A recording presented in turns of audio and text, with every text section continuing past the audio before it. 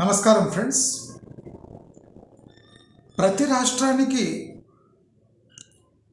పెట్టుబడులు ఎంతో అవసరం. ఈ గ్లోబలైజ్డ్ వరల్డ్లో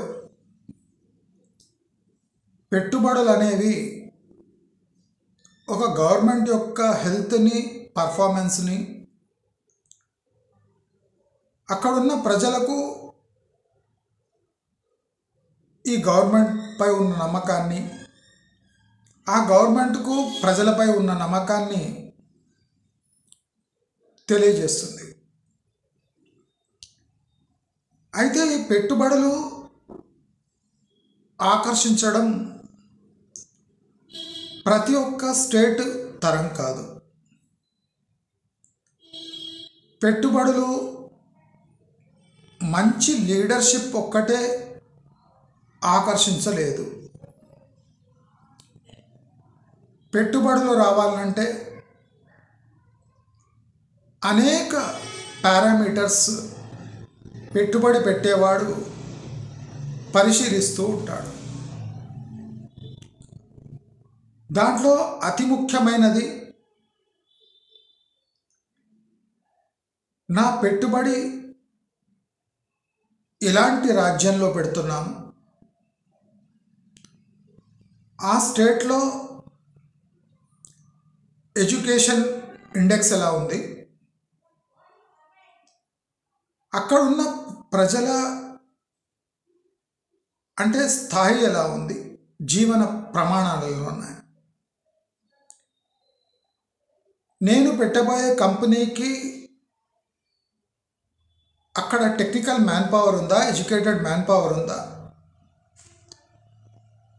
అదే కాకుండా ప్రభుత్వం యొక్క సహాయ సహకారాలు ఎలా ఉన్నాయి, అది కాకుండా స్టేట్ అండ్ సెంట్రల్ రిలేషన్షిప్స్ ఎలా ఉన్నాయి, అదే కాకుండా ఆ రాష్ట్రంలో పాలిస్తున్న పాలక పార్టీ యొక్క హెల్త్ ఎలా ఉంది, అంటే వాళ్ళ మెజారిటీ ఎలా ఉంది, దాంట్లో మినిస్టర్స్ యొక్క స్థాయి ఎలా ఉంది, ఆ స్టేట్లో ఇండస్ట్రియల్ పాలసీ ఎలా ఉంది, క్లియరెన్స్ సిస్టమ్ ఎలా ఉంది, సబ్సిడీలు ఎలా ఉన్నాయి, ఎక్స్పోర్ట్ బేస్డ్ ఇండస్ట్రీస్ ఆ స్టేట్కు సూట్ అవుతాయా, లేదా డొమెస్టిక్ కన్జంప్షన్ కోసం మ్యానుఫ్యాక్చరింగ్ చేసే వెసులుబాటు ఆ స్టేట్లో ఉందా, లేదా డొమెస్టిక్ ఎక్స్పోర్ట్ చేసే వెసులుబాటు ఆ స్టేట్ నుంచి ఉందా, ఆ స్టేట్ ఎంత పెద్దగా ఉంది, దాంట్లో మనం పెట్టబోయే లొకేషన్ ఎక్కడుంది అనే వందలాది ప్రశ్నలకు ఆన్సర్ ఇచ్చినప్పుడే ఒక స్టేట్లో పెట్టుబడి పెట్టడం జరుగుతుంది. కొన్ని సహజ సిద్ధంగా, ప్రకృతి సిద్ధంగా, ప్రకృతి సహకరించేలా, ఆ టోపోగ్రఫీ అంటే ఆ భూమి కొన్ని ఇండస్ట్రీస్కి సహకరించేలా ఉంటుంది. అది సహజ సిద్ధంగా ఇన్వెస్టర్స్ని ఆకర్షిస్తూ ఉంటుంది. కొన్ని ఇండస్ట్రీస్కి సేఫ్టీ అంటే డేటా సెంటర్స్ లాంటి దానికి వరదలు రావద్దు, భూకంపాలు రావద్దు, ఎలక్ట్రిసిటీ కంటిన్యూస్గా ఉండాలి, ప్లస్ పొల్యూషన్ ప్రాబ్లమ్స్ స్టేటే తలెత్తకూడదు, అంటే అవే రేజ్ చేయకూడదు, సెంట్రల్ నుంచి క్లియరెన్స్ పక్కాగా ఉండాలి, ఇన్నేళ్ల గ్యారంటీ హామీలు ఉండాలి, ఏ ప్రభుత్వం మారినా సెంట్రల్ గ్యారంటీ ఉండాలి. ఇలాంటి నియమ నిబంధనలతో కూడిన, ఆశలతో కూడిన కంపెనీస్ రైట్ ఇన్వెస్ట్మెంట్ కోసం వెతుకుతూ ఉంటాయి. అయితే ప్రతి రాష్ట్రానికి పెట్టుబడులు అవసరం. దానికోసం రాష్ట్ర ప్రభుత్వాలు పోటీ పడుతూ ఉంటాయి, దీంట్లో తప్పు లేదు. కానీ పోటీతత్వం కాస్త అడుక్కు తినేవాడి లెవెల్లా మారకూడదు. అదే కాకుండా పెట్టుబడులంటే వేరే వాడి సంసారం చెడుతుంటే దాన్ని అడ్వాంటేజ్గా తీసుకొని పెట్టుబడులను ఆకర్షించడం జిగుత్సాకరంగా, అసహ్యంగా, తగినది కాదు అని నాకు అనిపిస్తుంది. అసలు ఈ వీడియో ఎందుకు నేను చేస్తున్నానంటే,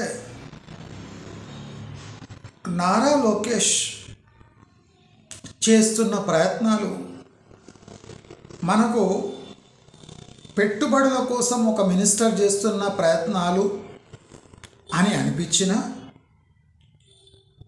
ఆయన ఓవర్ యాక్షను, ఆయన ట్విట్టర్లో చేస్తున్న సంభాషణలు, ఆయన ఇస్తున్న ఆఫర్లు, అవి అంటే నేల విడిచి సాగు చేసినట్టు ఉన్నాయి.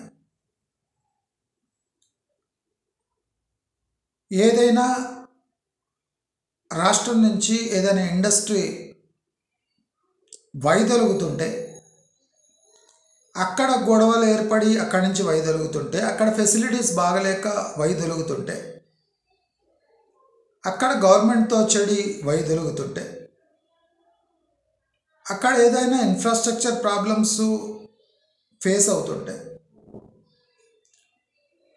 అసలు క్షణాలలో, ఆ న్యూస్ ఫ్లాష్ అయిన క్షణాలలో ఆ కంపెనీలకు రమ్మని, నాతో సంభాషించమని, నీవు వదిలేయమని, నన్ను హత్తుకోమని ఆఫర్లు వేయటం, ట్వీట్లు చేయటము అసలు ఒక రాష్ట్రం పెట్టుబడులు ఆకర్షించే విధానం కాదు అనిపిస్తుంది. అసలు ఒక రాష్ట్రం డెవలప్మెంట్, దాని విధానము, దాని లీడర్షిప్, ఆ స్టేట్ యొక్క ఇన్ఫ్రాస్ట్రక్చర్, క్వాలిటీ, టోపోగ్రఫీ ఎలా ఉండాలంటే జనాలు పరుగెత్తుకుంటూ రావాలి. నీవు సబ్సిడీలు ఏమిస్తున్నావు తెలుసు, నీవు ఆకర్షించడానికి ఉత్సాహంతో ఉన్నావని తెలుసు. అన్నీ తెలిసి వాళ్ళు మీ స్టేట్ దిక్కు ఇంకా నీకు అప్రోచ్ అవుతలేరంటే, వాళ్ళు ఎక్కడుంటున్నారో అక్కడ అసంతృప్తిగా ఉన్న, నీ స్టేట్ వాళ్ళతో పోటీ పడలేదు అని అనుకోనే వాళ్ళు ఇంకా అక్కడనే ఉంటున్నారు. నీ ఒక్క ఆప్షనే లేదు. తమిళనాడు ఉంది, తెలంగాణ ఉంది, మహారాష్ట్ర ఉంది, గుజరాత్ ఉంది, ఉత్తరప్రదేశ్ ఉంది, ఇలాంటి అనేక స్టేట్స్ పోటీ పడుతూనే ఉన్నాయి. కానీ దాంట్లో దూకుడు ప్రదర్శించడం, దానికి ఒక హద్దులు, పరిమితులు ఉంటాయి. నీ డిఎన్ఏ మీద, నీ స్టేట్ యొక్క డిఎన్ఏ పైన నీకు నమ్మకం ఉంటే తప్పకుండా నీ స్టేట్ని మార్కెటింగ్ చేసుకో, తప్పులేదు. ఇతర రాష్ట్రాలకు పోయి కూడా నీ స్టేట్ గురించి చెప్పుకో, తప్పులేదు. మార్కెటింగ్లో ఎవ్వరూ నిన్ను ఈ దేశంలో ఆపలేరు. కానీ మనం ప్రవర్తిస్తున్న తీరు జిగుత్సాకరంగా ఉండకూడదు. ఇప్పుడు నారా లోకేష్ తీరు ఎలా ఉందంటే, చుట్టుముట్టు ఉంటున్న వాళ్ళ సంసారాలు చెడుతున్నాయా, ఎక్కడ నాన్న కొట్లాటలు అవుతున్నాయా, భార్యాభర్తల మధ్యలో కొట్లాటలు అవుతున్నాయా, ఇది నిఘా పెట్టి ఉంచడం. ఆ ఫ్యామిలీలో భార్యాభర్తలు లేదా అక్కడ గొడవలు అవుతుంటే అక్కడ పోయి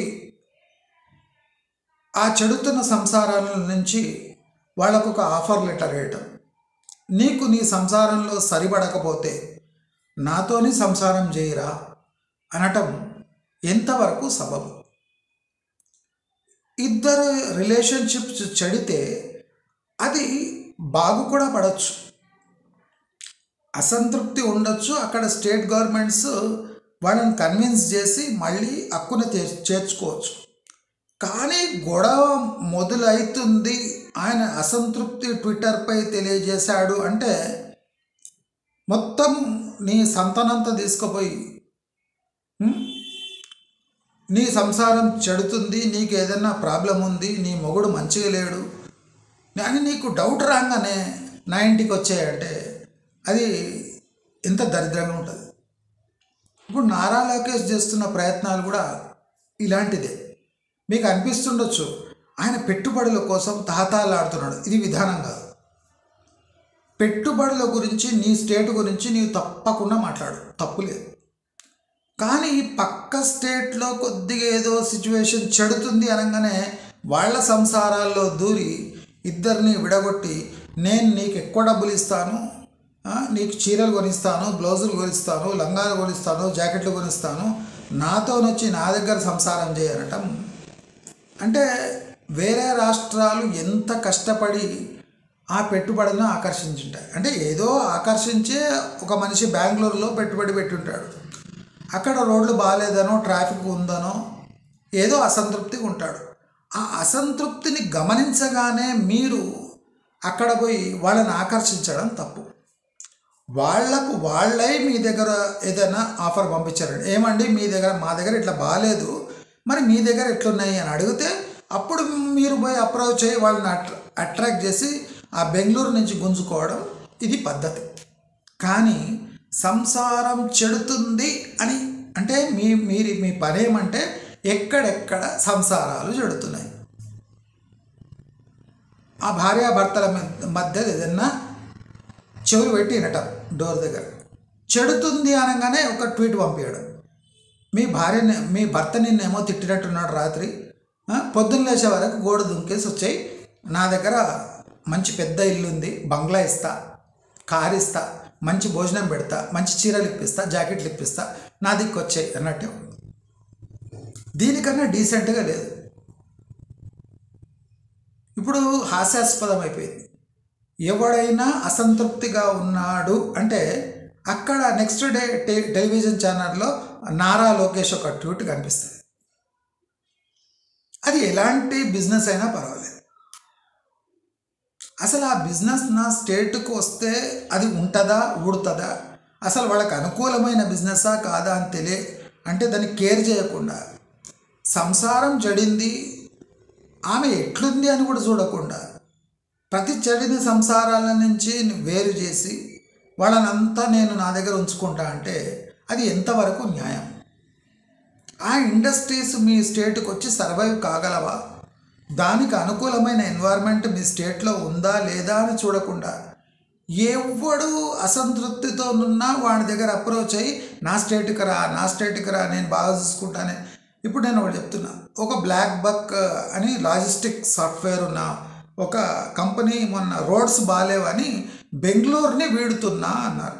బెంగళూరుని వీడుతున్నా అంటే కర్ణాటకని వీడుతున్నా అని కూడా కాదు, నేను తమిళనాడులో పోలేను అని కాదు, నేను మహారాష్ట్రకి షిఫ్ట్ అవుతున్నా అని కాదు, నేను ఉత్తర కర్ణాటక కూడా పోవచ్చు, చెప్పలేం కదా, మేము తెలంగాణకు కూడా రావచ్చు. అలా అంటే అది కూడా అంటలేనైనా బెంగళూరుని నేను వీడుతున్నా అంటే ఆయన అవుట్స్కట్స్ పోవచ్చు, బెంగళూరుకి పోవచ్చు కదా. మన దూకుడు ప్రదర్శించి మీరు బెంగళూరు విడిచిపెట్టి వైజాగ్ రమ్మంటున్నాడు. నేనేమంటా, నీకు వైజాగ్లో పెట్టే ఇంట్రెస్ట్ ఉంది, కానీ ఆయన వైజాగ్కి వచ్చేక్కడ ఆయన ఏం బీక్తాడు? ఇప్పుడు బెంగళూరు లొకేషన్ ఎక్కడుంది, వైజాగ్ మారుమూల వైజాగ్ ఎక్కడుంది? ఒక లాజిస్టిక్ సాఫ్ట్వేర్ ఫామ్ వైజాగ్కి వచ్చి ఏం చేస్తుంది? అక్కడ రిక్వైర్డ్ టెక్నికల్ మ్యాన్ పవర్ ఉన్నారా? అసలు ఆయన కంపెనీ అక్కడి నుంచి వర్క్ కాగలదా? ఎవడు ఏ కంపెనీ వదిలేస్తుంది ఆ స్టేట్ని అసంతృప్తిగా ఉందంటే అక్కడ పోయి నువ్వు చెద్దరేసేస్తాడా, ఖర్చు వేస్తాడా? అంటే మనం డెస్పరేట్గా ఉండాలి, మనం ఎంటర్ప్రినర్షిప్ ఉండాలి, జీల్ ఉండాలి, కరెక్టే. కానీ ఎక్కడ సంసారాలు చెడుతున్నాయని కనిపిస్తే అక్కడ పోయి దస్తు వేయడం ఎంతవరకు కరెక్ట్?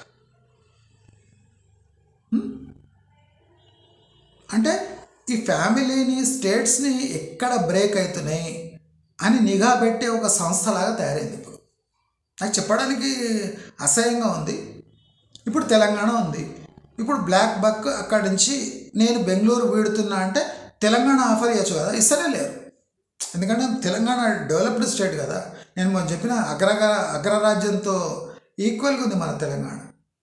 మరి ఇదే బ్లాక్ బక్ లాజిస్టిక్ వాళ్ళని మన రేవంత్ రెడ్డి ట్వీట్ చేయొచ్చు కదా, ఏలే. నారా లోకేష్ వైజాగ్లో పెట్టాలంట, అది తీసుకుపోయి. వైజాగ్ ఎందుకంట, బెంగళూరుకి దగ్గరేది అనంతపూర్, ఎక్కువ అయితే కర్నూలు, ఎక్కువ అయితే నెల్లూరు.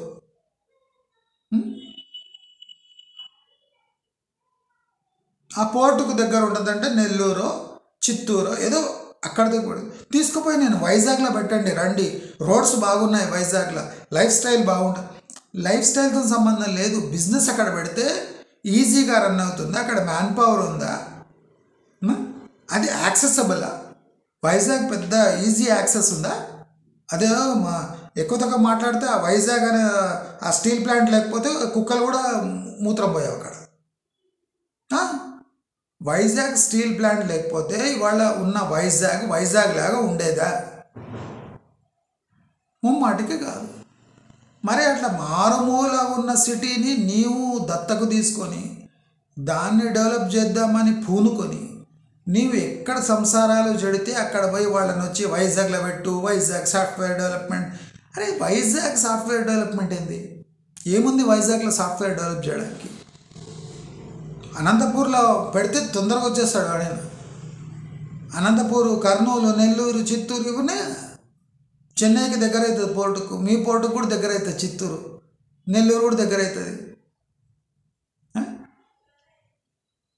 అది తీసుకుపోయి నేను వైజాగ్లో పెడుతున్నా, అందరు వైజాగ్ రండి, అందరు వైజాగ్ రండి. ఎందుకు వస్తారు వైజాగ్? ఏముంది ఆ మారుమూల ప్రాంతంలో? అంటే బీచ్ ఉంది. బీచ్ ఉంటే కాస్మోపాలిటన్, ఎక్కడ కాస్మోపాలిటన్? అంతా ఆంధ్ర వాళ్ళే. నారా లోకేష్ డెస్పరేట్గా ఉండాలి, కానీ అది అసహ్యంగా మారకూడదు. అది రేపు పెద్ద జోక్ అవుతుంది. మీరు చూడండి, ఎక్కడైనా ఇద్దరు కొట్లాడుకుంటారంటే అరే నారా లోకేష్కి ఫోన్ కొట్టరా నాయన, వాడు ట్వీట్ పంపిస్తాడు. ఒక కంపెనీలో ఎక్కడైనా బయట ధర్నా అవుతుంది అనగానే నారా లోకేష్ ట్వీట్ వెళ్ళిపోతుంది. అరే ధర్నా చేస్తుండ్రా, మీరంతా వచ్చేసేయండి. ధర్నా చేస్తున్నారు కదా, మీ దగ్గర ఎన్వైరన్మెంట్ బాగాలేదు, మీ ఫ్యాక్టరీ తీసుకొని మా ఏపీకి వచ్చేసేయండి, వైజాగ్లో పెట్టిస్తారు. ఇప్పుడు అన్నీ తెలుసుకొని మీ స్టేట్కు ఇన్నేళ్ళు ఎందుకు రాలేదు? ఇప్పుడు స్టేట్ ఫార్మేషన్ అయి నియర్లీ 10 ఏళ్ళు అవుతుంది కదా. 10 ఏళ్లలో చంద్రబాబు నాయుడు ముఖం చూసి ఫస్ట్ 5 ఇయర్స్ రాలేదు, జగన్మోహన్ రెడ్డి అరాచకం చూసి నెక్స్ట్ 5 ఇయర్స్ రాలేదు. అంటే పొలిటికల్ లీడర్షిప్ చూసి జనాలు రాలేదు దాని అర్థం. ఇప్పుడు టోపోగ్రఫీ చూసి, నీ అభివృద్ధి కాంక్షను చూసి ఇప్పుడు రోడ్లు వేయడానికి డబ్బులు లేవు. మీకు ఒకటే స్ట్రెంత్ ఏమంటే బీజేపీ ప్రభుత్వాన్ని మీరు అదుపులో ఉంచుకునే స్థాయిలో ఉన్నారు. అది తప్ప ఆంధ్రప్రదేశ్లో అర్జెంటుగా షిఫ్ట్ కావాల్సిన ఎవరికీ ఔచిత్యము అవసరం లేదు. దానికోసం తెలంగాణ, హైదరాబాద్ రెడీగా ఉంది. ఎవరు ఇక్కడ అడగరు, మీరే వచ్చి అడుక్కుంటే ఏమైనా చేసుకోవచ్చు. ఇక్కడ ట్విట్టర్ పనిచేయదు, హైదరాబాద్లో ట్విట్టర్ పనిచేయదు, ఫేస్బుక్ పనిచేయదు, ఈమెయిల్స్ పోవు, గూగుల్ క్యాంపస్ అన్నీ ఉన్నాయిగా, సరిపోతుంది. తెలంగాణకు పెద్ద పెద్ద పెట్టుబడులు, ఎవడైనా సంసారం జడుతుంటే పోయి అక్కడ ఆఫర్లు ఇచ్చే ఏం అవసరం లేదు. తెలంగాణ అట్లా తటస్థంగా మునిలా ఉంటుంది, తపస్సు చేసుకుంటా. ఎవరు వచ్చి మునివర్యా మీ దగ్గర పెట్టుబడులు పెడతామంటే అప్పుడు కళ్ళు తీస్తాడు. ఏమి కావాలి వత్సా అంటాడు. మీ తెలంగాణలో మేము పెట్టుబడి పెడతామంటే మీ ఇష్టము, పెడితే పెట్టండి లేకపోతే లేదు, అంతా దేవుడిచ్చా అంటాడు. అంటే వాడు వచ్చి అప్లికేషన్ సింగిల్ విండోలో పెడితే అప్పుడు ఏదైనా ఎక్కడైనా ల్యాండ్ అలొకేషన్ కావాల్స్తే డబ్బులు తీసుకొని ఆ ల్యాండ్ కలెక్ట్ చేస్తే వాడి సాగు వాడు సావాలి. ఇది మన తెలంగాణ తీరు. అక్కడ లోకేష్ ఏమో ఎప్పుడుగా మొత్తం ఇక బెడ్షీట్ అన్నీ తీసుకొని తిరుగుతుంటాడు. ఎక్కడైనా సంసారం చెడింది అంటే బస్ పోయేది బెడ్షీట్ వేసేది. ఇప్పుడు జోక్స్ అవే. మొన్న ఎన్డీటీవీలో అక్కడిక్కడ వస్తే నాకు అది అనిపించింది. వాడు పాట్ హోల్స్ ఉన్నాయి, ఇన్ఫ్రాస్ట్రక్చర్ బాగాలేదు సిటీలో అనగానే అయిన ట్వీట్. అంటే ఎట్లుంటుందంటే ఏమో బా వీళ్ళకి ఏం గతి లేదా పాడలేదా, ఇట్లా జంగ్లీగా తయారైన వీళ్ళంతా. నేను ఇంకా ఏం అనలేదు, పాట్ హోల్స్ బాగాలేదనగానే వైజాగ్కి వచ్చి ఏందే నువ్వు హైదరాబాద్ నుంచి పట్టుకపో చూద్దాం. ఓ 10 ఇండస్ట్రీస్ని హైదరాబాద్ దగ్గర కదా, హైదరాబాద్లో కూడా ఫ్లడ్స్ వచ్చినాయి, మునిగిపోయింది. ఇప్పుడు ఆంధ్రాలో ఫ్లడ్స్ వస్తే పరిస్థితి ఏముంది, ఇప్పుడు హైదరాబాద్లో కూడా అట్లే ఉంది పరిస్థితి. ఈ హైటెక్ సిటీ ఇప్పుడంతా మునిగిపోయినాయి కదా, మన మాదాపూర్, కుక్కట్పల్లి పోయి అందరినీ షిఫ్ట్ చేసేసి రండి వైజాగ్ రండి అమరావతికి రండి, అక్కడ పోతాయి, అక్కడ ఫ్లడ్స్ ఉన్నాయి. వైజాగ్లో రోడ్లు బాగుంటే వచ్చి అంటే ఎవడైనా పాట్ హోల్స్ ఉన్నాయనగానే వైజాగ్ వచ్చేస్తాడా? అసలు వైజాగ్లో ఏముంది అంటే మాకు వైజాగ్లో పెట్టేది ఉంది, నీకు వైజాగ్లో పెట్టేది ఉంటే అక్కడ ఇండస్ట్రీ కూడా టాలీ కావాలి కదా. ఇప్పుడు మొన్న ఎక్కడనో తెలంగాణలో టైర్ల ఫ్యాక్టరీ, గుజరాతీలది మార్వాడీలో టైర్ ఫ్యాక్టరీ ఇక్కడ నుంచి మూపిచ్చేసిండ్రు. ఆ టైర్ ఫ్యాక్టరీ తీసుకుపోయి పెట్టుకో వైజాగ్లో. అమరావతి దగ్గర టైర్ ఫ్యాక్టరీలు అన్నీ second hand tyre processing factories, smelting factories, Patancheru నుంచి అన్ని ఫార్మాస్యూటికల్ అన్నీ తెచ్చి మా దగ్గర పెట్టుకోండి అని చెప్పి చూద్దాం. ల్యాండ్ ఉంది, ఫ్రీ ల్యాండ్ ఇస్తావు, వాటర్ ఇస్తావు, ఎలక్ట్రిసిటీ ఇస్తావు కదా, చాలామంది వస్తారు కదా. మరి తెలంగాణలో ఎంతోమంది బాధపడుతున్నారు పొల్యూషన్తో, దాంతో. టైర్ రీట్రేడింగ్ ఫ్యాక్టరీలు ఉన్నాయి, స్మెల్టింగ్ యూనిట్స్ ఉన్నాయి, ప్లాస్టిక్ ప్రాసెసింగ్ యూనిట్స్ ఉన్నాయి, ఇవన్నీ తీసుకపోయి పెట్టుకోరాదు. బెంగళూరులో సంసారాలు చెడితేనే నీకు ఎందుకంటే బెంగళూరు వాళ్ళు బాగా కలర్ బాగుంటారనే ఒకటి సాఫ్ట్వేరే కావాలా నీకు? ఎన్నో సంసారాలు జరుగుతున్నాయి, ఎన్నో ధర్నాలు జరుగుతుంటాయి. ఇప్పుడు కేరళలో చాలా ధర్నాలు జరుగుతుంటాయి, తమిళనాడులో ధర్నాలు జరుగుతుంటాయి. అక్కడ మస్తు సంసారాలు జరుగుతుంటాయి, మహారాష్ట్రలో కూడా జరుగుతున్నాయి సంసారాలు. పోయి పట్టుకరా పో. ఎంతమందిని ఉంచుకుంటాం మనము? 100 సంసారాలు జరుగుతుంటాయి, అంతమందిని తెచ్చి ఉంచుకుంటామా? పెట్టుబడులు కావాలి కానీ మన ఇన్ఫ్రాస్ట్రక్చర్ మన అంటే అక్కడ ప్రూవ్ అయిపోవాలి. అరే ఇక్కడ పెడితే మనకు మస్తు పోర్టు కనెక్టివిటీ ఉంది అని. పోర్టులు లేవు, పేరుకు ఎయిర్పోర్ట్లు ఎవడు దిగాడు. 8-10 ఎయిర్పోర్ట్లలో ఎవడు దిగుతుంటారు? రేణుగుంట తప్ప, ఆ వైజాగ్ తప్ప. అమరావతి పూర్తి అసలు దాని అడ్రస్సే లేదు. 2-3 CRDA బిల్డింగ్లు కడితే అయిపోయినా. పెట్టుబడులు కావాలి, పెట్టుబడులు వస్తాయి. అక్కడ పనిచేసే వాళ్ళు ఎవడున్నాడు? మళ్ళీ హైదరాబాద్ నుంచో బెంగళూరు నుంచో షిఫ్ట్ కావాలి. ఎవడన్నా వైజాగ్కి వచ్చి ఇప్పుడు బెంగళూరులో ఉండేటోడు పోయి వైజాగ్లో ఉంటాడా? ఎంప్లాయీస్ నక్కకు నాగలోకానికి ఉన్న డిఫరెన్స్ ఉంది, కల్చరల్ డిఫరెన్స్ కూడా విపరీతంగా ఉంటుంది. వైజాగ్ బెంగళూరులా ఉందా? కాస్మోపాలిటన్ కల్చర్ ఉందా అక్కడ? ఎవరికైనా ఇంగ్లీష్ హిందీ వస్తుందా?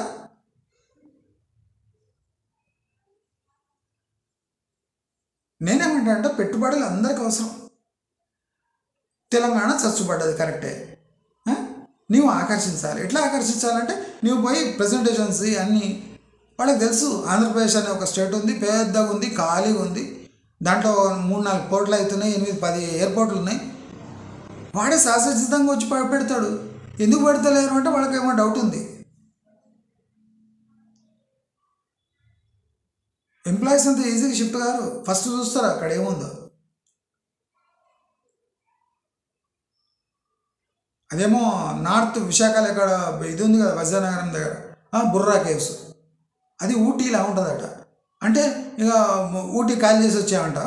ఇప్పుడు ఊటీలో ఏమైనా ప్రాబ్లం అయింది టూరిస్ట్కి, మొత్తం ఊటీ విడిచిపెట్టి నువ్వు బుర్రా కేవ్స్ దగ్గర అక్కడ వస్తే, లంబసింగి దగ్గర వస్తే మస్తు ఉంటుంది. లంబసింగిలా ఇప్పుడు జనాలు ఊటీలాగానే ఉంటుంది, లంబసింగి ఊటీ కన్నా బాగుంటుంది అనుకోండి. ఇప్పుడు లంబసింగికి అంతమంది ఊటీకి వచ్చిన వాళ్ళు ఎందుకు వస్తలేరు? లంబసింగి అంత బాగుంటే, బుర్రా కేవ్స్ అంత బాగుంటే బాగుంటుంది, ఊటీ కన్నా బాగానే ఉంటుంది అనుకో. ఎందుకు వస్తలేరు? వైజాగ్ గోవాలాగా ఉంటే గోవాలో ఉన్న టూరిస్టులు ఇప్పుడు గోవాలో ప్రాబ్లం అయితే వైజాగ్కి వచ్చేయాలి కదా, మచిలీపట్నంకి వచ్చేయాలి కదా. ఎందుకు వస్తలేరు? సేమ్ అక్కడ బీచ్ ఉంది, ఇక్కడ బీచ్ ఉంది, అక్కడ సముద్రం ఉంది, ఇక్కడ సముద్రం ఉంది. ఇప్పుడు గోవాలో ప్రాబ్లం అయితే డైరెక్ట్గా పక్కకున్న వైజాగ్కి వచ్చేయాలి కదా, మచిలీపట్నంకి రావాలి కదా. నెల్లూరు మా సీమ ఆ కోస్టల్ ఏరియాలో ఉన్న డిస్ట్రిక్ట్స్ అంతా వచ్చేయాలి కదా జనాలు. ఎందుకు వస్తలేరు?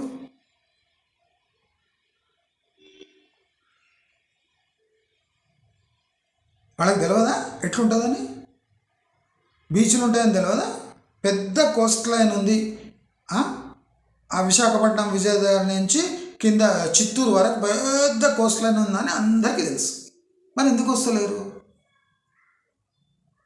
అనంతపురంలో పెద్ద ల్యాండ్ మాస్ ఉంది, ఇష్టం వచ్చిన ఫ్యాక్టరీలు పెట్టుకోవచ్చు అని కర్ణాటక బార్డర్ ఉన్న వాళ్ళకి తెలియదా? ఎందుకు వస్తలేరు?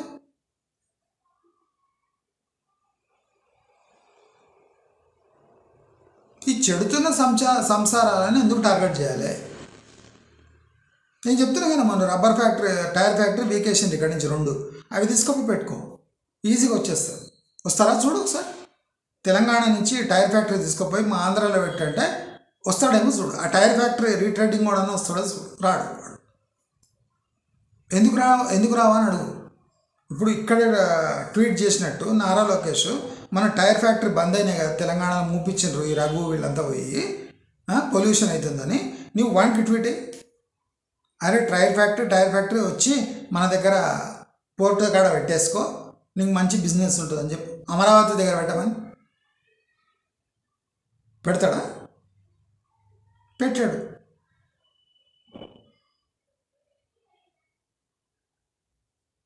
మనము ఆకర్షించాలి, ఆధిపత్యం ప్రదర్శించాలి, ఉత్సాహంగా ఉండాలి, తప్పకుండా పెట్టుబడులు కావాలి. నీ రాష్ట్రంలో పెట్టుబడులు పెట్టడానికి 2 స్ట్రాంగ్ పాయింట్స్ ఉన్నాయి. ఒకటి, నీ దగ్గర ల్యాండ్ ఇస్తా అంటున్నావు పైసలకి, అంటే చిల్లర పైసలకి, మన ఇన్ఫోసిస్కి వాళ్ళకు ఇచ్చినట్టు రూపాయికి 50 ఏళ్ళ లీజు ఇచ్చుకో, నేను తప్పేం లేదు. పెట్టుబడులు పెడితే ఎంప్లాయ్మెంట్ పెరిగితే నువ్వు రూపాయికి కాదు ₹1 కూడా ఇవ్వచ్చు. ₹1 లేదు, ఇవ్వచ్చు. నీకు మోదీ దగ్గర గట్టి పట్టు ఉంది. ఈ 2 పాయింట్లు తప్ప మీ దగ్గర పెట్టుబడి పెట్టడానికి ఒక మంచి కల్చర్ ఉన్న, ఎడ్యుకేషన్ ఉన్న ఎందుకు వస్తలేరు? మీ పెద్ద రాష్ట్రం అని తెలుసు, కొత్త రాష్ట్రము, మంచి చీఫ్ మినిస్టర్ చంద్రబాబు నాయుడు, అటువంటి వాడు అందరికీ తెలుసు. చంద్రబాబు నాయుడు ఆయన వచ్చిండంటే ఇండస్ట్రీస్ వస్తాయని తెలుసు. మరి పరుగున రావాలి కదా, ఎందుకు వెయిట్ చేస్తుండ్రు? సరే వాళ్ళు వెయిట్ చేస్తుండ్రు, మీరు చెడిన సంసారాల గురించి ఎందుకు ఎత్తుకుతున్నారు? ఇట్లా అంటే చెడిన సంసారాల్లో చెడ్డ సంసారాలను ఎత్తుకొని వస్తే వాళ్ళు సుఖంగా ఉండగలరా మీతోని? వాళ్ళ ప్రాబ్లమ్స్ ఏమి, మీరు చెప్తున్న సొల్యూషన్స్ ఏమి? వాడు పార్ట్ హోల్స్ ఉన్నాయరా బెంగళూరులో మొర్రో అంటుంటే వైజాగ్ ఏరా రోడ్లు బాగున్నాయంట. అరే వాడు పార్ట్ హోల్స్ అంటే అది ఒక్క ప్రాబ్లం అని కాదు, traffic problems, life style, pollution, ఇవన్నీ వాడు భరించుకుంటూ బెంగళూరులో ఎందుకున్నారు? ఎందుకంటే అక్కడ టెక్నికల్ మ్యాన్ పవర్ ఉంది, అంటే ఎంప్లాయబుల్ పాపులేషన్ ఉంది బెంగళూరులో. వైజాగ్లో ఉందా ఎంప్లాయబుల్ పాపులేషన్? వాడు ఒక్క ముక్క హిందీ రాదు, పడపల ఇంగ్లీష్ అసలే రాదు. వాడు ఇంజనీరింగ్ పూర్తయినా మనకేం రావు. వాడు బెంగళూరు వదిలి నీ దగ్గర కదకు వస్తాడు. వాడేమన్నాడు, నేను బెంగళూరు పెడుతున్నా అన్నాడు. వాడు బెంగళూరు పెడుతున్నా అంటే బెంగళూరు నుంచి 10 కిలోమీటర్ల దూరం పోయి పెడుతుండొచ్చు, రోడ్స్ బాగున్నా అక్కడ. ఆ డోర్ దగ్గర చెవులు పెడితే ప్రతి సంసారాల్లో కొట్లాటలు ఉంటాయి, అంటే ప్రతి స్టేట్లో ప్రాబ్లమ్స్ ఉంటాయి. ఆ చెవులు దీనికి బట్టి లోపల సంసారాలు ఏమో చెడు అవుతూనే ఉన్నాయి. కొత్త చీర ఇప్పిస్తలేదు, 2 కొట్లాడుకుంటున్నారు. రేపు పొద్దున డోర్ కొట్టి ఏమండి మీకు మీ ఆయన పట్టుచీర ఇప్పిస్తలేడా, నేను ఇప్పిస్తానండి అంటే సంసారం వదిలేసి నీ ఎంత పట్టుచీర తీసుకోవడానికి వస్తుందా? ఆమె పట్టుచీర లేకపోతే కాటన్ చీర అది వేసుకుంటుందేమో, కొనుక్కుంటుందేమో. నీకెందుకు? పట్టుచీర అడుగుతుందంటే రాత్రి అడుగుతుందంటే పొద్దున నీ విని రాత్రిని పొద్దున్న లేవగానే డోర్ కొట్టి పట్టుచీర ఇస్తాను నేను వస్తా అంటే వచ్చేస్తుందా? ఆమె పతివ్రతనే ఉండొచ్చు, నీకేం తెలుసు? అంటే బెంగళూరులో ఎవరైనా అడిగితే నేను ఇంకా ఉండాలి అని ఒక థాట్ ఉండొచ్చు. ఇప్పుడు బెంగళూరుకి ఎట్లా అనిపిస్తుంది? అరే మన దగ్గర సంసారాల్లో కొద్దిగా చెడుతుంది అందనంగానే ఆ నారా లోకేష్ వచ్చి చేస్తాడు. రేపు నారా లోకేష్ రానియకుండా చేయాలంట.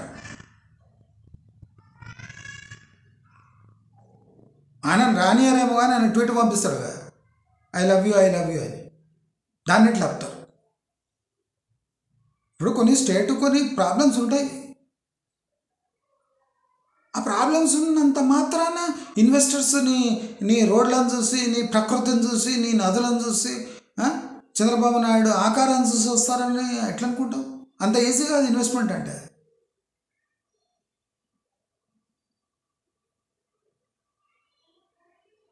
సాఫ్ట్వేర్ సెక్టర్ అంటే పోయి నువ్వు పెద్ద బిల్డింగ్ కట్టేసి దాంట్లో కంప్యూటర్లు పెట్టేస్తే ఆటోమేటిక్ ఎంప్లాయ్మెంట్ వచ్చేస్తుందా? నేను ఎన్నోసార్లు చెప్పిన, కల్చరల్ చేంజ్ వచ్చే వరకు ఆంధ్రప్రదేశ్లో పెట్టుబడులు రావని ఎంత స్పష్టంగా చెప్పినాను. మీ దగ్గర కల్చరల్ చేంజ్ రావాలి. చూడగానే ఈ ఆంధ్ర నా కొడుకులు ఉంటున్నారు అనిపించద్దు. అరే ఇది అందరూ కలిసి ఉండేటట్టు ఉంది. అక్కడ మాట్లాడి ఏటండే, ఎక్కడి నుంచి వచ్చారు, ఎక్కడి నుంచి వచ్చారండి అన్నారు అనుకోండి అందరికీ. అంటే మా నేటివ్ తెలుగు ప్రైడ్, నేను తెలుగు ప్రైడ్ కదా, నీ తెలుగు ఎంటర్ప్రెన్యూర్స్ ఉంటారు కదా ఆంధ్ర వాళ్ళు, వాళ్ళని ఆకర్షించి యుఎస్ నుంచి రప్పించి, యూకే నుంచి రప్పించి ఇక్కడ ఇండస్ట్రీస్ పెట్టి ఏటండి అనుకోండి. వాడు నార్త్ ఇండియా నుంచి వచ్చాడు క్యాటండి కాజానా హై అన్నాం అనుకో, అంటే అసహ్యం అవుతుంది. కాబట్టి కల్చరల్ చేంజ్ కావాలి. నేను చాలా వాల్యుబుల్ సజెషన్ ఇస్తున్నాను ఆంధ్రప్రదేశ్కి. ఇప్పుడు మీరు ఆకర్షించే విధానం జిగుత్సాకరంగా ఉంది. ఇప్పుడు తెలంగాణలో చాలా సంసారాలు జరుగుతున్నాయి. రండి అసలు ఇండ్లే షిఫ్ట్ చేసుకోండి. ఫైనాన్షియల్ డిస్ట్రిక్ట్ మొత్తం బీకేసి తీసుకుపోయి వైజాగ్లో పెట్టుకోండి, చూద్దాం వస్తాడేమో. పెట్టుబడులు అంటే వాళ్ళు ఒక long term, short term, medium term risk assessment చేసుకొని వస్తారు. లీడర్షిప్ అసెస్మెంట్ కూడా ఉంటుంది. మీకు మోదీకి ఎక్కడైనా చెడుతుంది అంటే వాళ్ళు ఇరుక్కపోయినట్టే. ఆ సెన్సిటివిటీ కూడా చూస్తారు. రేపు పవర్ ట్రాన్సిషన్ చంద్రబాబు నాయుడు నుంచి నారా లోకేష్కి అయితే నారా లోకేష్ పొలిటికల్గా హ్యాండిల్ చేయగలడు ఆ స్టేట్ అని కూడా అబ్జర్వ్ చేస్తుంటారు. నారా లోకేష్ స్పీచ్ ఇస్తే కాదు, నారా లోకేష్ ఉన్నాడు అంటే చంద్రబాబు నాయుడు వల్ల ఉన్నారు, అంతేగాని నారా లోకేష్ వల్ల ఆ ముఖం చూసి ఎవడొస్తలేడు అక్కడ. అంటే నేను ఇప్పుడు నారా లోకేష్ని అంటున్నా అంటే జగన్మోహన్ రెడ్డి గనుడని కాదు, ఆ వర్స్ట్ ఫెలో అంటే ఆయననే జగన్మోహన్ రెడ్డి. దురదృష్టం స్టేట్ 10 ఏళ్ళు వెనక పోయిందంటే ఈయన వల్లనే. కానీ నారా లోకేష్ చేసే పనులు కూడా హుందాగా లేవు. డైరీ సెక్టర్ ఉంది, అగ్రికల్చర్ సెక్టర్ ఉంది, ఇప్పుడు ఇక్రిసాట్ ఉంది, తీసుకుపోయి పెట్టుకో అక్కడ ఆంధ్రాలో. ఎవడొద్దంటాడు? ఇక్రిసాట్ ఇక్కడ బాగాలేదు, ఆంధ్ర దిక్కురా మస్తు వరి వంగడాలు ఉన్నాయి, అవి ఉన్నాయి, ఇవన్నీ. లేదా ఈ ట్రెడిషనల్ సీడ్ ప్రొడక్షన్ చేద్దాం, ఆ ఇక్రిసాట్ పెద్ద సెంటర్ తీసుకుపోయి గ్లోబల్ హెడ్ క్వార్టర్స్ పెట్టుకో. ఎవడొద్దంటాడు?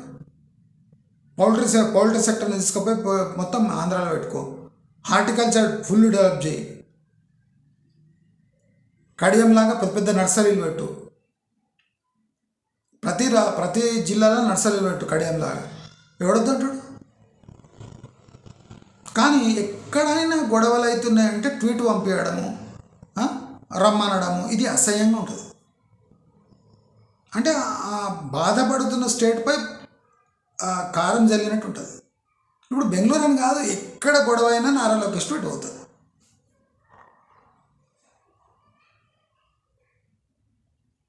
నయం ఏమంటే రోడ్డు మీద ఎవడన్నా ఇద్దరు తన్నుకొదొస్తుందంటే వాళ్ళని కూడా తీసుకుపోతాడు.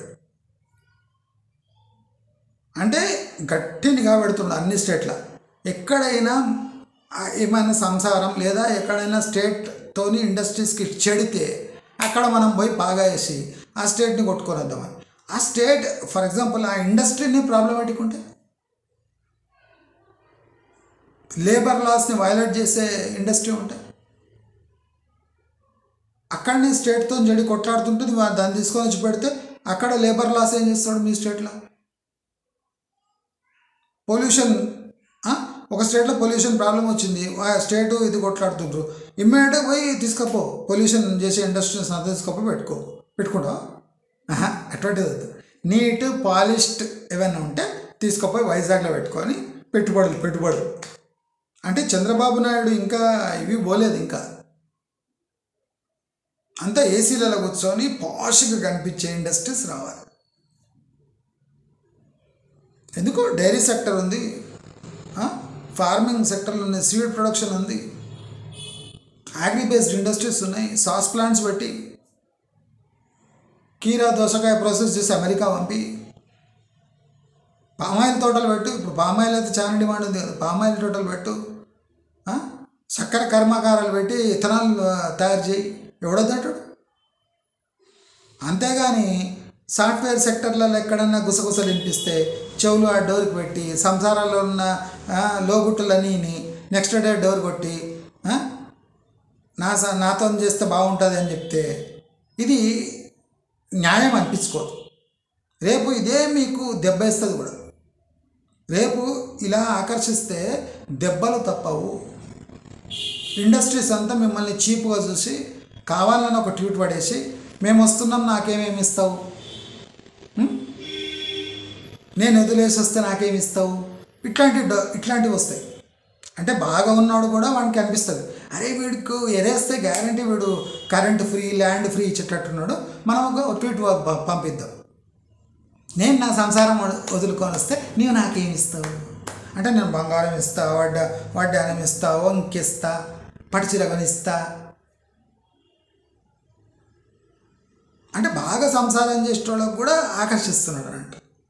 ఈ సంసారం వదులుకొని ఆయన దిక్కుపోవడం. అక్కడ వద్ద ఏమైనా సంసారం ఏమైనా చేసేటట్టు ఉందా అంటే కొన్ని రోజుల పండుగనే. అక్కడ కల్చరే బాగాలేదు. ఆ కల్చర్ డెవలప్ అయ్యే వరకు పరిస్థితులు ఆంధ్రప్రదేశ్లో ఇట్లే ఉంటాయి. నేను ఎన్నోసార్లు చెప్పిన ఆంధ్రప్రదేశ్ విషయంలో మీరు ఏం చేసినా ఫస్ట్ కాస్మోపాలిటన్ మిక్స్డ్ కల్చర్ ఎప్పటివరకు తేరో అప్పటివరకు మీ స్టేట్లో పెట్టుబడులు రావు. వర్క్ ఫోర్స్ ఎక్కడ ఉంది? మొత్తం హైదరాబాద్లో ఉంది, తెలంగాణలో ఉంది, చెన్నైలో ఉంది. అంటే ఇన్ని రోజులు స్తబ్దతకు దాని పనిష్మెంట్ ఏమంటే వర్క్ ఫోర్స్ అంతా షిఫ్ట్ అయిపోయింది. కొంతమంది అమెరికా పోయినరు, కొంతమంది మహారాష్ట్ర పోయినరు, ముంబై పోయినరు, కొంతమంది మోస్ట్ ఆఫ్ ది పాపులేషన్ తెలంగాణలో ఉంది, హైదరాబాద్ చుట్టుముట్టు ఉంది, కొంతమంది చెన్నై వెళ్ళిపోయినరు, కొంతమంది బెంగళూరులో ఉన్నారు. ఇప్పుడు నా కొత్త సంసారం రండి, కొత్త పెళ్లి కొడుకుని రండి అంటే ఎన్ని రోజులు ఉంటుంది స్టామినా? కొత్త పెళ్లి కొడుకువి కరెక్టే. అన్ని రాష్ట్రాల నుంచి అందరు వచ్చేస్తే ఒకసారి కష్టం కదా. దయచేసి అందరూ అర్థం చేసుకోవాలి, మీరు చేస్తున్న పనుల వల్ల వేరే రాష్ట్రాల ఆర్థిక పరిస్థితిని దెబ్బతీసి మనం బాగుపడదాము అనేది చాలా ఘోరమైన ప్రయత్నము. దాన్ని దయచేసి విరమించుకోండి. ఇది సరైన విధానం, పెట్టుబడులు ఆకర్షించడానికి ఇది సరైన విధానం కాదు అని ఈ ఏపీ గవర్నమెంట్కి తెలియజేసుకుంటూ, మీ స్టేటు బ్రహ్మాండమైన న్యాచురల్ రిసోర్సెస్, అగ్రి రిసోర్సెస్తో నిండిపోయి ఉంది. దానిపై దృష్టి పెట్టండి, పోర్ట్స్పై దృష్టి పెట్టండి, అగ్రి బేస్డ్ ఇండస్ట్రీస్పై దృష్టి పెట్టండి. అందరూ సాఫ్ట్వేర్పై దృష్టి పెట్టాలని ఏం లేదు. ఇలా దృష్టి పెడితే 100% ఆంధ్రప్రదేశ్ కూడా ఒక పంజాబ్ లాంటి రాష్ట్రంగా అయ్యే అవకాశం ఉంది. అంటే పంజాబ్లో ఫార్మర్స్ ఎట్లా సస్యశ్యామలంగా ఉన్నారో తప్పకుండా ఆంధ్రప్రదేశ్లో కూడా అగ్రి సెక్టర్ ప్రమోట్ చేస్తే అద్భుతమైన అంటే విప్లవాలు జరుగుతాయి ఈ సెక్టర్లో. ఆంధ్రప్రదేశ్ కూడా ప్రపంచ పటంలో ఇజ్రాయెల్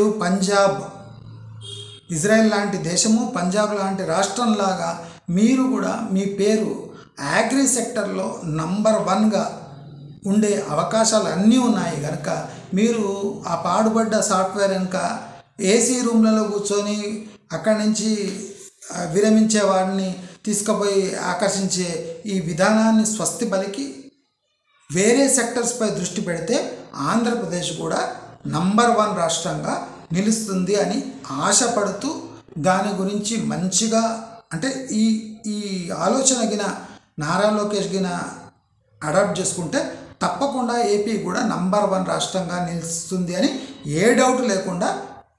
నమస్కారం.